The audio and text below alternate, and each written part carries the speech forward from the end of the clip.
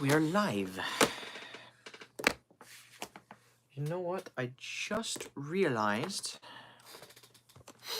that I forgot me water. Hold on, let me see if am I able to leave a chat, or a message in the chat? Hello. Hi, I'm about to go get my water because I left it. Could you leave a message in the chat saying that's what I'm doing, just in case people come on wondering where I am? And I'm gonna mute this for a second. Thanks.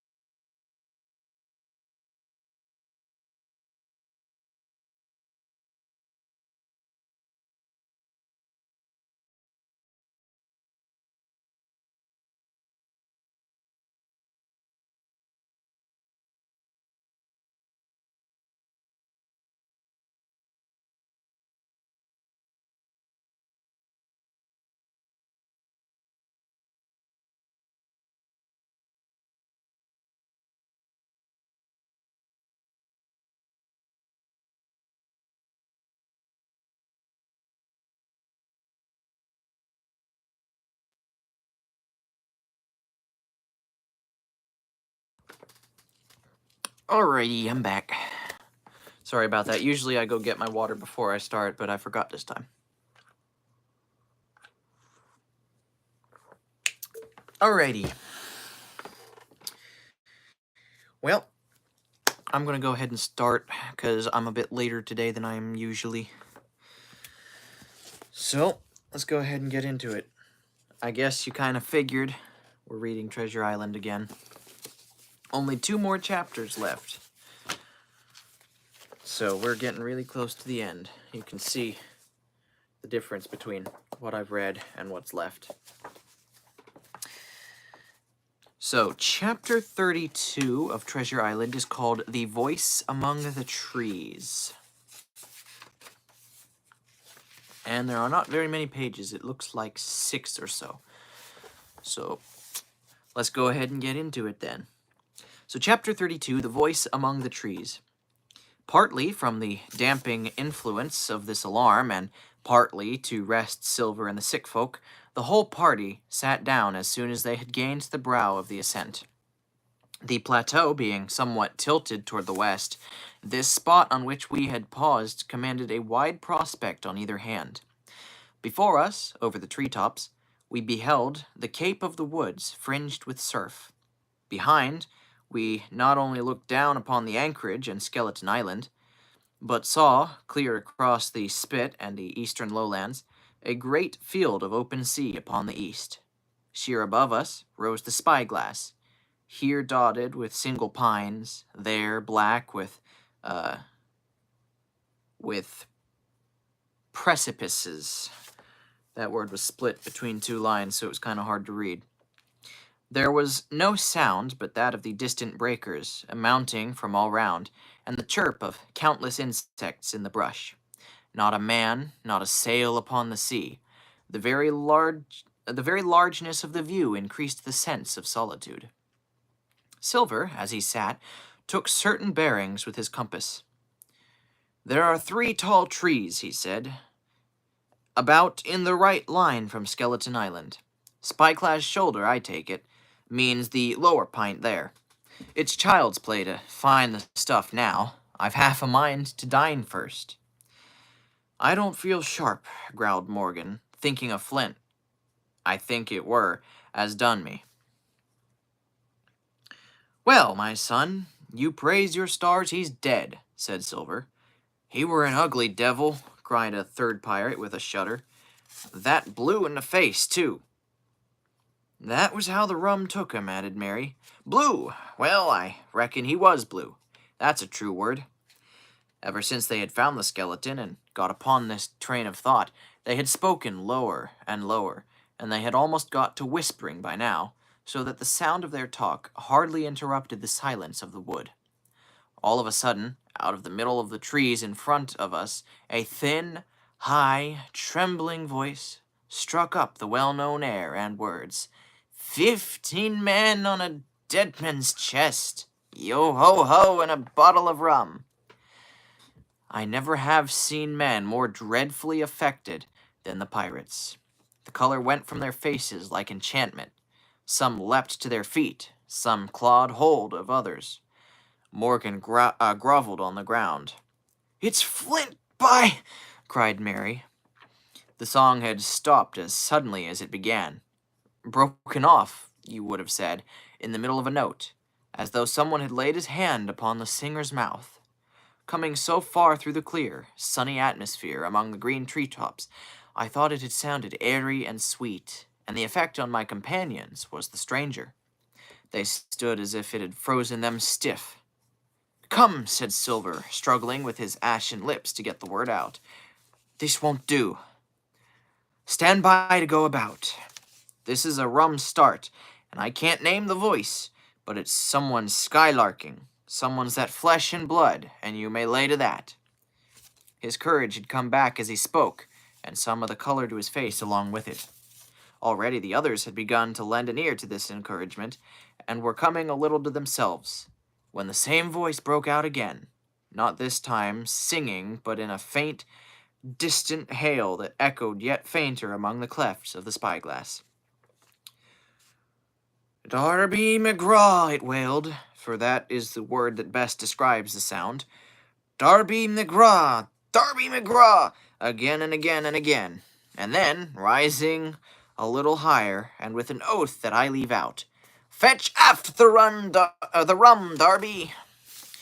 The buccaneers remained rooted to the ground, their eyes starting from their heads. Long after the voice had died away, still they stared in silence, dreadfully before them. "That fixes it," gasped one. "Let's go." "They was his last words," moaned Morgan. "His last words above board." Dick had his Bible out and was praying volubly. He had been well brought up, had Dick, before he came to sea and fell among bad companions. Still, Silver was unconquered. I could hear his teeth rattle in his head, but he had not surrendered. "Nobody in this here island never heard of Darby," he muttered. "Not one but us that's here." And then, making a great effort, "Shipmates," he cried, "I'm here to get that stuff, and I'll not be beat by man or devil. I never was feared of Flint in his life, and by the powers I'll face him dead. There's 700,000 pounds not a quarter of a mile from here.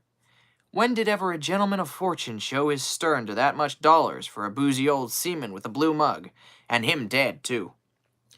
But there was no sign of awakening courage in his followers.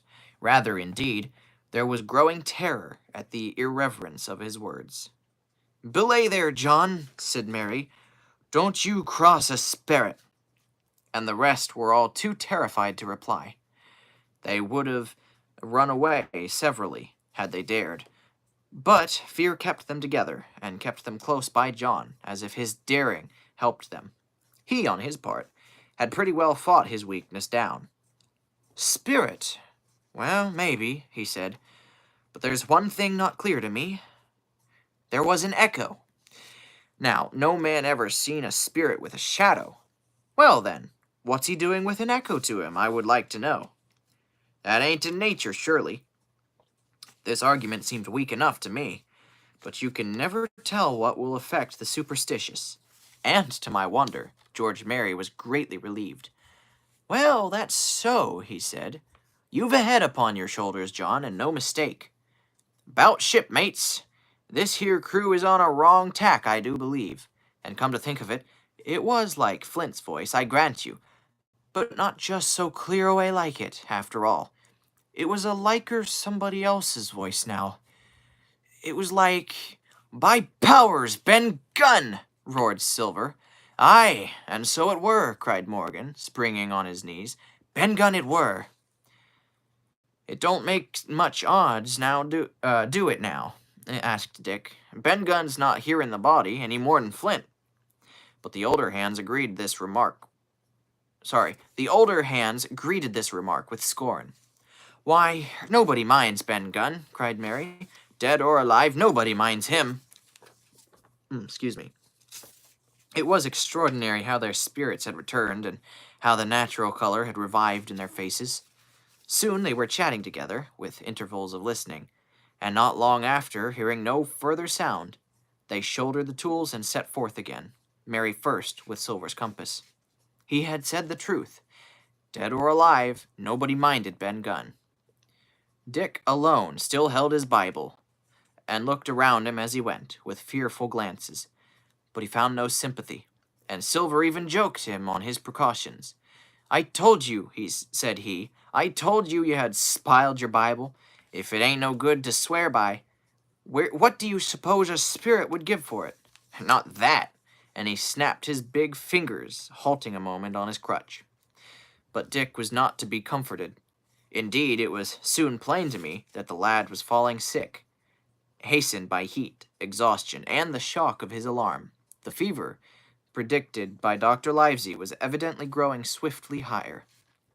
It was fine open walking here upon the summit. Our way lay a little downhill, for, as I have said, the plateau tilted toward the west. The pines, great and small, grew wide apart, and even between the clumps of nutmeg and azalea, wide open spaces baked in the hot sunshine. Striking, as we did, pretty near the northwest across the island, we drew, on the one hand, ever nearer under the shoulders of the spyglass, and, on the other, looked ever wider over the western bay, where I had once tossed and trembled in the coracle. The first of the tall trees was reached, and, by the bearing, proved the wrong one. So with the second. The third rose nearly 200 feet in the air above a clump of underwood, a giant of a vegetable, with a red column as big as a cottage, and a wide shadow around in which a company could have maneuvered. It was conspicuous, far to sea, both on the east and west, and might have been entered as a sailing mark upon the chart. But it was not its size that now impressed my companions. It was the knowledge that 700,000 pounds in gold lay somewhere buried beneath its spreading shadow. The thought of the money, as they drew nearer, swallowed up their previous terrors. Their eyes burned in their heads. Their feet grew speedier and lighter. Their whole soul was bound up in that fortune. That whole lifetime of extravagance and pleasure that lay waiting there for each of them. Silver hobbled, grunting on his crutch. His nostrils stood out and quivered. He cursed like a madman when the flies settled on his hot and shiny countenance. He plucked furiously at the line that held me to him, and, from time to time, turned his eyes upon me with a deadly look. Certainly he took no pains to hide his thoughts, and certainly I read them like print. In the immediate nearness of the gold, all else had been forgotten. His promise and the doctor's warning were both things of the past, and I could not doubt that he hoped to seize upon the treasure, find and board the Hispaniola under cover of night, cut every honest throat about that island, and sail away, as he had at first intended, laden with crimes and riches. Shaken as I was with these alarms, it was hard for me to keep up with the rapid pace of the treasure hunters. Now and again I stumbled, and it was then that Silver plucked so roughly at the rope and launched at me his murderous glances.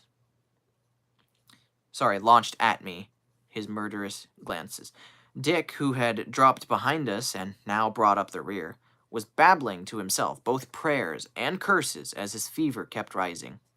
This also added to my wretchedness, and, to crown all, I was haunted by the thought of the tragedy that had once been acted on that plateau, when that ungodly buccaneer with the blue face, who died at Savannah, singing and shouting for drink, had here with his own hand cut down his 6 accomplices.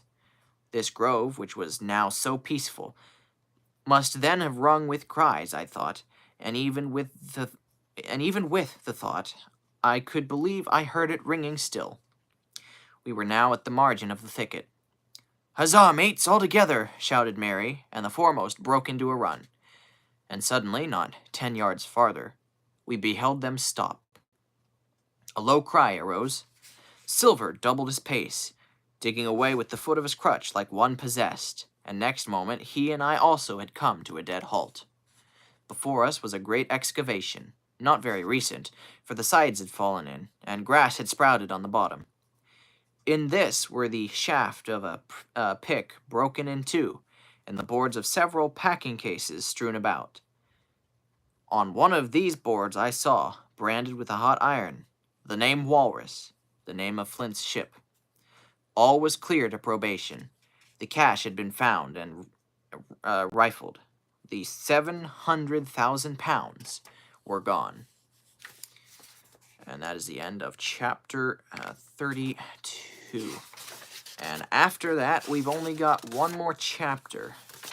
Oh, I'm sorry. There are 34 chapters, not 33. I somehow missed that one. I thought it seemed like it was ending a little quickly. So, okay, there's 34 chapters in this whole book, which means I have 2 more. So I should be able to read chapter 33 tomorrow, and chapter 34 on... what is tomorrow anyway? Wednesday. So, yeah, on Thursday I should be able to finish it up as long as I'm not busy or don't fall asleep like I've been doing the last couple times. And then I will be taking a break for the rest of the year, so 2 more chapters, and then I'll start another book on the 1st of January. Still am not completely decided on the book, but I believe it'll be this Jules Verne book. Let's see. It's got 600 some pages. I wonder how long it'll take me to read through this whole book. Anyway, thank you all for joining me. Thanks for sticking around to the end, those of you who did. I saw at one point we had 15 or so viewers, but that number's gone down very dramatically. Right now it's showing me that I've only got 1 viewer. But thanks for sticking around to the end, and if you are not subscribed, consider subscribing. I always appreciate that. Last time I checked, I'm up to 280, and I'd like to get to 1,000 before the end of 2025, so we'll see what happens. Every subscriber helps.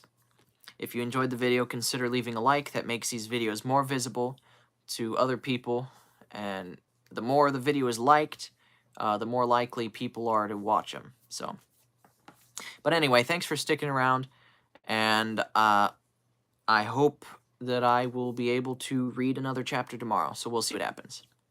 Y'all have a good night. God bless. End live stream.